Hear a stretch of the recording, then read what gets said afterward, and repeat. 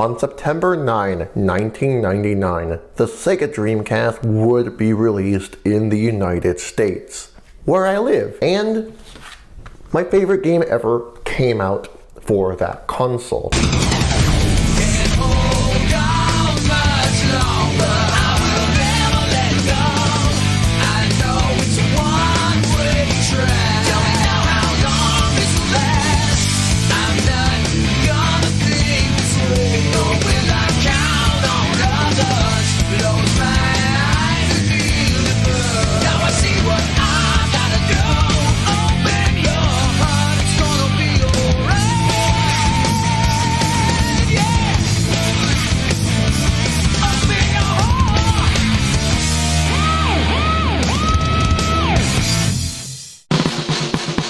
I love this game.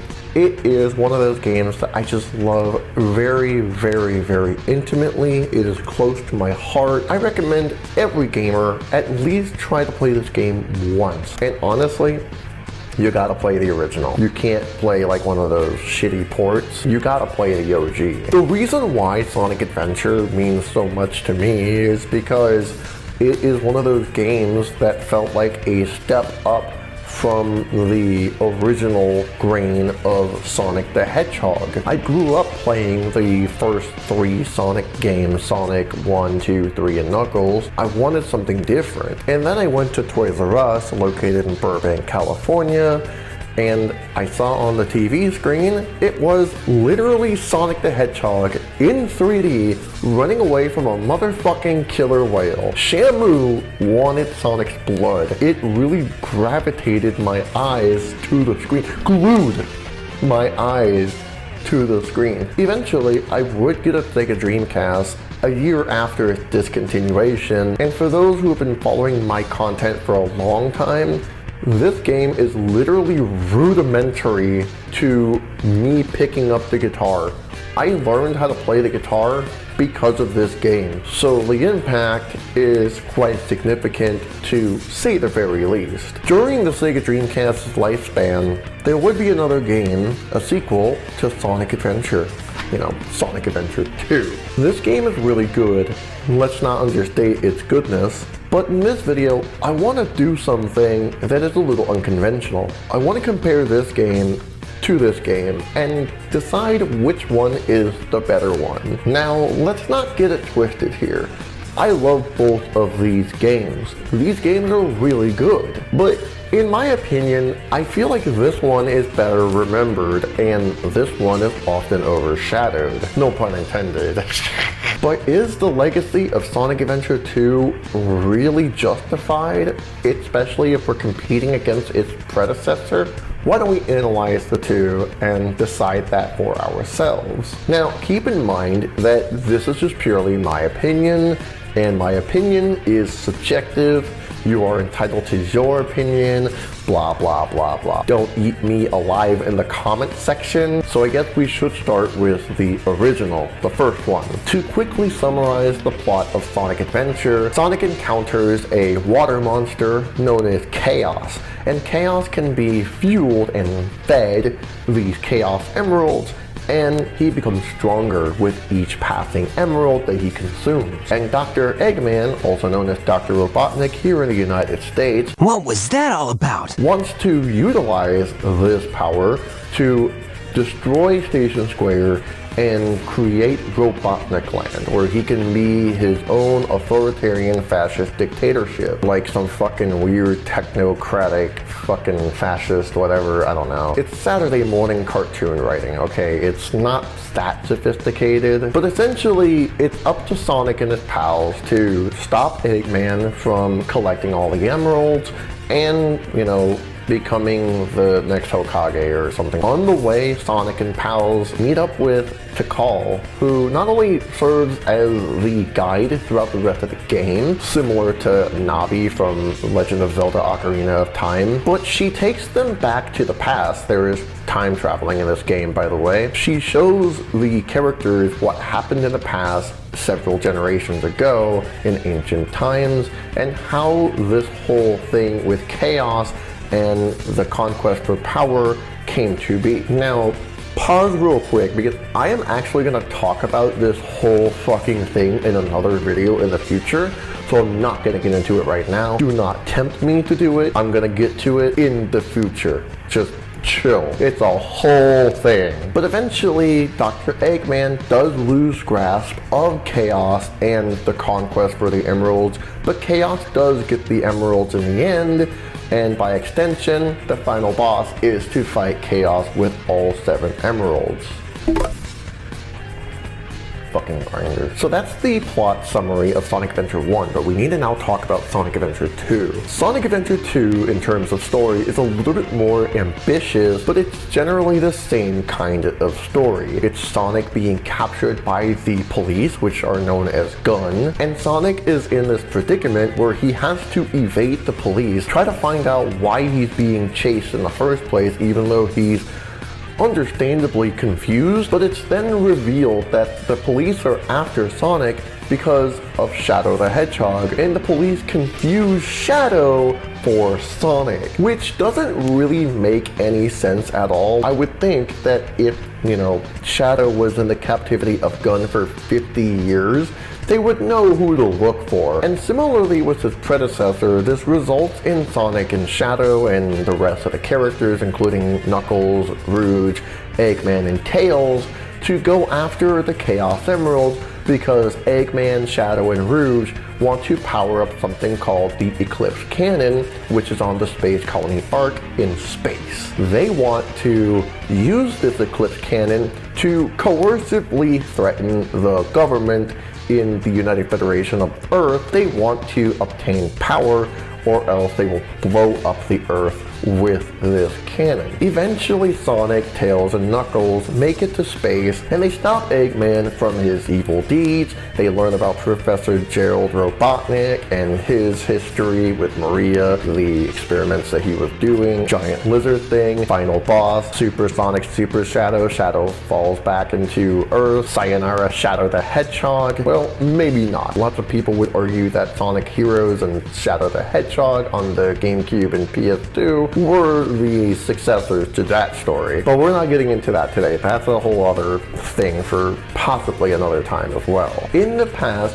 people in a confused tone of voice have asked me why I like this one instead of this one more. This one has an ACAB moment in the very first scene when you pop in the game. You have cops who are unable to mobilize Chaos.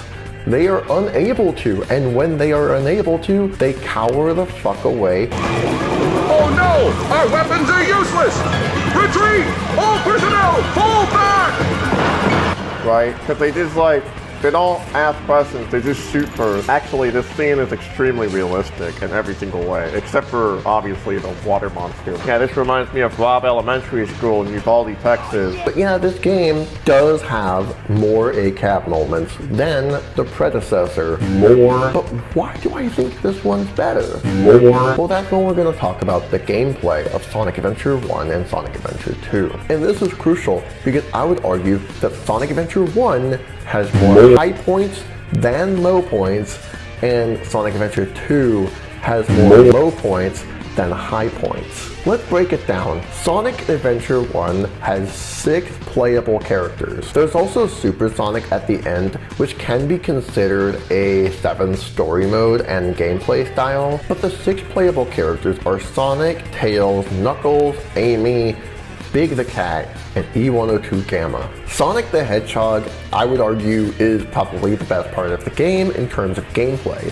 He's very flexible, he's very fast, he doesn't necessarily need a whole lot of momentum to just get going. He has a wonderful spin dash that has been upgraded from the previous Sonic titles that really just get him going. I would argue that if you wanted to just play Sonic Adventure for the sake of just playing as Sonic the Hedgehog, I wouldn't blame you, because Sonic is really a delight to play in Sonic Adventure 1. In fact, what makes Sonic the Hedgehog in Sonic Adventure 1 so good, it's really fun to make those big leaps of faith, and if you're a speedrunner, it's kind of addicting.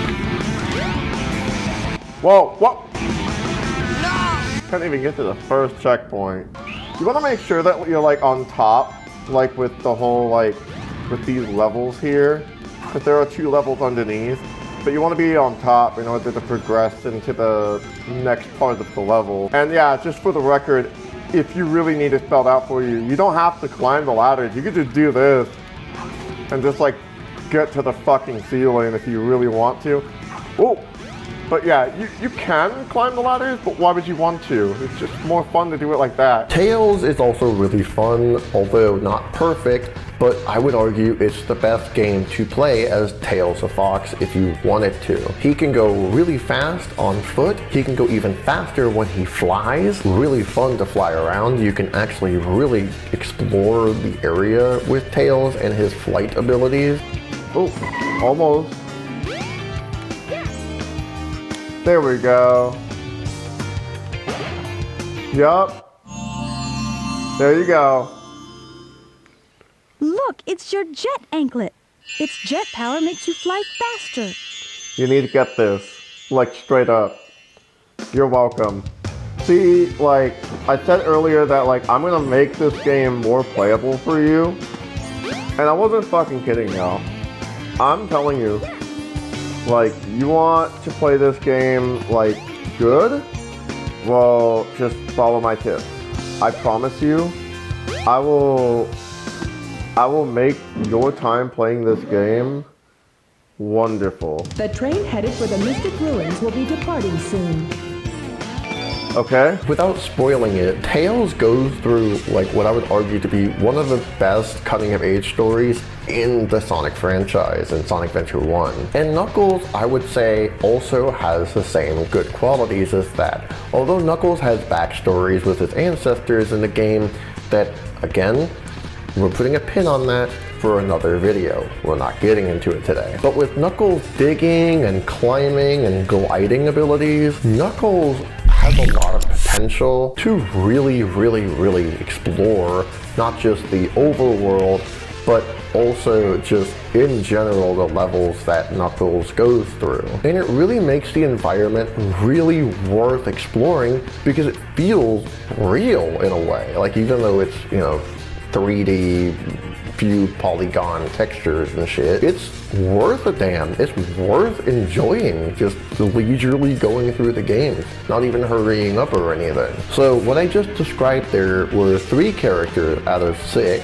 that actually have 20 levels altogether. Sonic has 10, Tails has 5, and Knuckles has 5. So that's 20 levels. Amy is probably one of the weaker characters when it comes to gameplay. She is incredibly slow. She takes a lot of time to gain momentum. I want to say it'll be this way. Up this trail here. I wish I could run. Amy is so painfully slow. Oh, there it is. Her hammer attack is not all that effective. It can actually lead to error.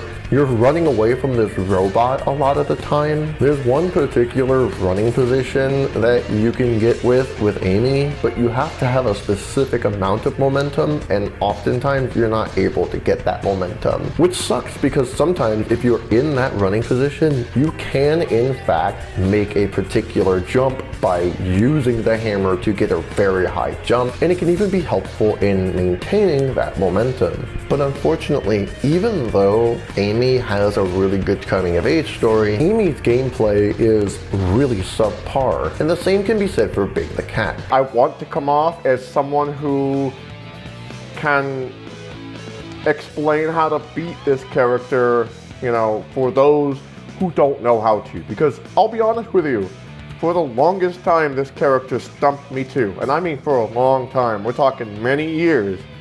I didn't even get to see the ending of this game until I beat this character. I made coffee just now, and I'm feeling pretty good. It's like 7:40 p.m. Yo, Froggy's right fucking there. Ooh. Something's biting. Oh my god, Froggy. Oh my god, we're so close. We're so fucking close. We're so fucking close. Yes, bitches. I'm pretty happy. I'm pretty fucking happy. Not too bad. Yeah, not too bad, honestly. Like, I was legitimately fucking worried that we were gonna be stuck here. Big the Cat doesn't really have good controls. The fishing is very confusing.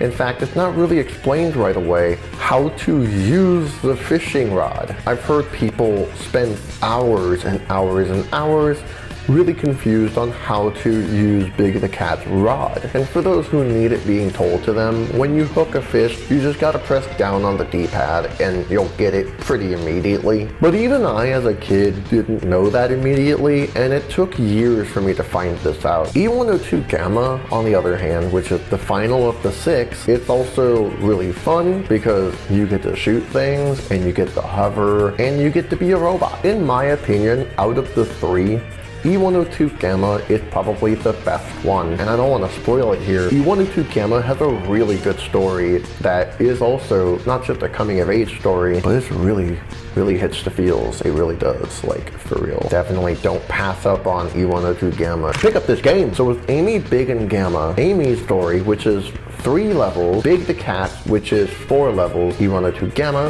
which is 5. That makes 12 levels. 20 levels with the first 3, and 12 with the second 3. That means the first 3, in terms of gameplay, it means more than half of this game is really freaking good. Now, if you want to count the final story in Sonic Adventure 1, which is Super Sonic, that still makes 13, and it's less than 20. More than half of this game has more high points than low points. But what about this game? If we look at the back of this case here, it says play as Sonic, Knuckles, and Tails, or try the new villains, Shadow, Rouge, or ravage the world as Dr. Robotnik. This, I would argue, is false advertising, probably by technicality, because you don't get to pick those individual characters like you could with his predecessor. You have to follow an archetype, whether you're playing Hero or Dark, which means in order to play this game,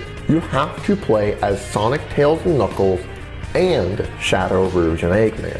In fact, it's also very misleading because it gives the impression that it is 6 playable playstyles, when that's not entirely true. Sonic and Shadow, while they're both really fast hedgehogs, they are both very similar in their gameplay style. They can both do somersaults, homing attacks, spin dashes, light speed dashes. I think the only major difference here is that Sonic has a couple additional powers, like he can also bounce and he can also do like the magic gloves. Tails and Eggman are also very similar in gameplay, which I think works to the detriment of Tails because Tails was perfectly fine in Sonic Adventure 1. And what's sad is that if you go to the Chow world as Tails, you can just be out of the mech suit and just be Tails, who can fly and shit. Not to mention that Tails and Eggman have a very similar playstyle to E102 Gamma, except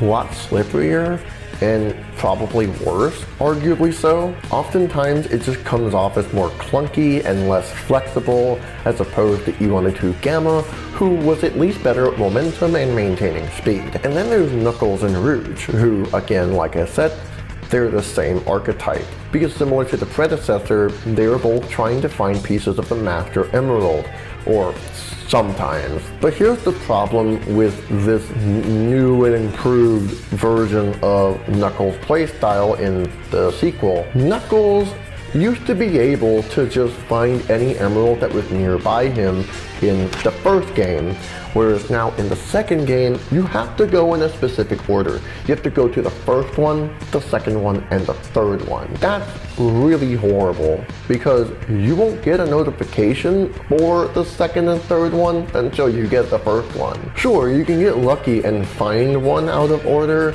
but the radar should go off if I'm near one, even if it's not in that order. That's one thing that they actually botched in the sequel as opposed to the original. So I think what this basically means here is that if we're measuring how good Sonic Adventure 2 is, even though it is a really good game, I would say only a third of the game is good. It actually has less high points than low points. It actually has more low points than high points, and that's pretty sad. Not to mention, there's other things wrong with the sequel that the first one just did okay. The overworld is no longer a thing. There's no hub world in Sonic Adventure 2. They took it out.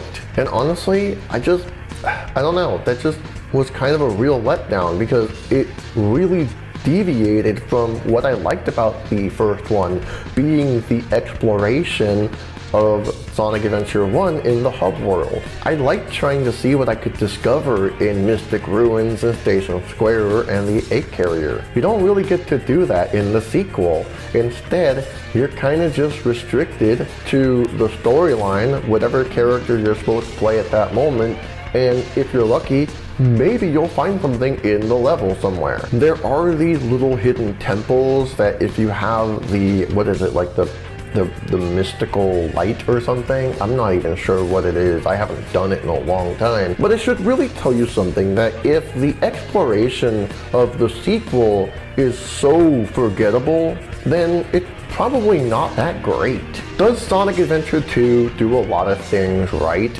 Oh yeah! The gameplay, a lot of the time, is fun. The levels are very creative. The music kicks ass.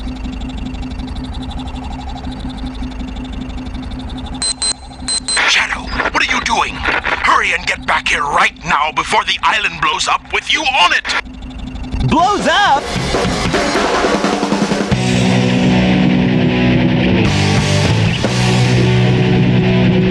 Gotta get out of here! Find Amy and Tails!